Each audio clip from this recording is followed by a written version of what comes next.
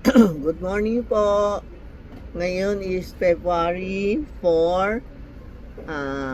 Ano ba yan? February 4, Wednesday. This is the day sa Chinese.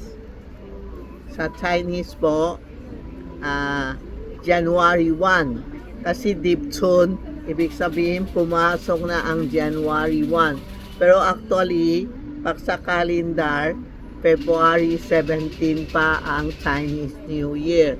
Pero una siyang pumasok. So, yung mga last year na, andali, hina ko lang.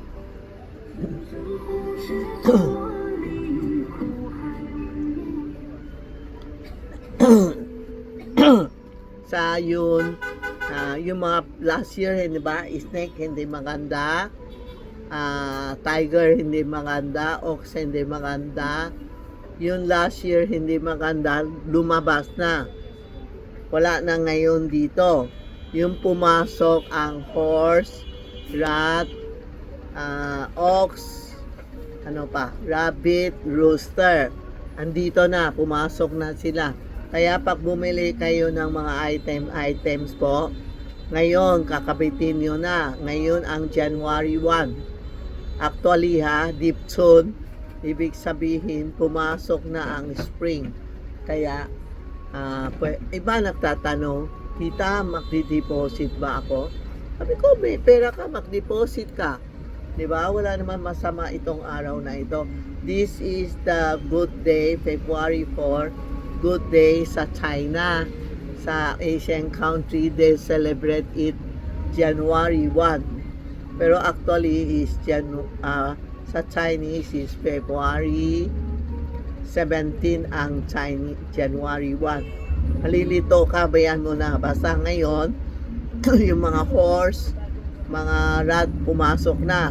Ang anong binili nyo, gamitin nyo na. Kasi umpisa na kayo, not so good. Okay? Tapos, mag-prepare na kayo ng prosperity basket, wallet, chocolate, pang-alay, yung mga decor, never-ending success. Yung mga decor, didikit nyo sa sliding door, sa wall, o sa, poste. Lahat na decor, umpisa ka na.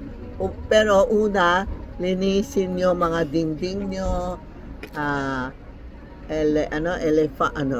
electric fan, tapos mga kwarto, palinis na umpisa itong buwan, itong linggo sa mga katulong nyo para malinis ang bahay. Mga basura, mga dyaryo, tapon na, mga buti, tapon na. Ang center natin, victory. Kaya sa bahay na center, very good. Lalagay mo? Figurines o lagay mo na sa center ng bahay nyo. Okay? Malinis ngayon. Huwag mag-away ngayon kasi is the good day. Ano gagawin nyo? Gawin nyo na today. Okay? Yung mga horse, rat, huwag mag-swimming rabbit, ox, rooster, huwag mag-swimming. Kasi may nagtatanong, tita, pwede ba ako mag-swimming? Huwag muna.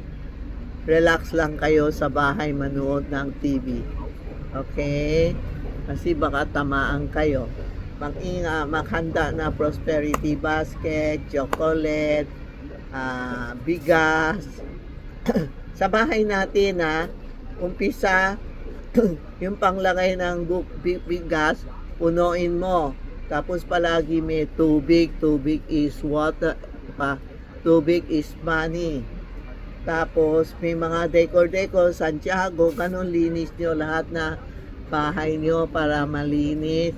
Magsabit tayo ng mga lucky charm para good luck tayo po. Okay? Today is February 4. Tandaan nyo February 4. Mag-ayos-ayos na kayo hanggang sa February 17, Chinese New Year na. Kung sino bibili this week, next week, punta na kayo, huwag kayo pupunta ng Chinese New Year. walang papansin sa'yo kasi sobra daming customer magtatanong. Tapos kung hindi kita hindi maasikaso, huwag kayong magalit kasi tao lang ako, dalawa lang kamay ko, gusto lahat na customer sa akin. Nakakapagod yung boses ko. Nawawala, sumasakit, nasisipon. Okay? Kaya, ingat lang kayo. Huwag kayong magalit. Halimbawa, bili kayo, paspas lang. Okay, pag Chinese New Year, after Chinese New Year, dalhin nyo, explain ko isa-isa. Kung talagang may time na ako, walang bayad. Basta bumalik kayo, i-explain ko lahat na question nyo. Okay? Yan umpisa na. Trabaho na. Okay, good day na. Think positive. Think positive po ha. Thank you.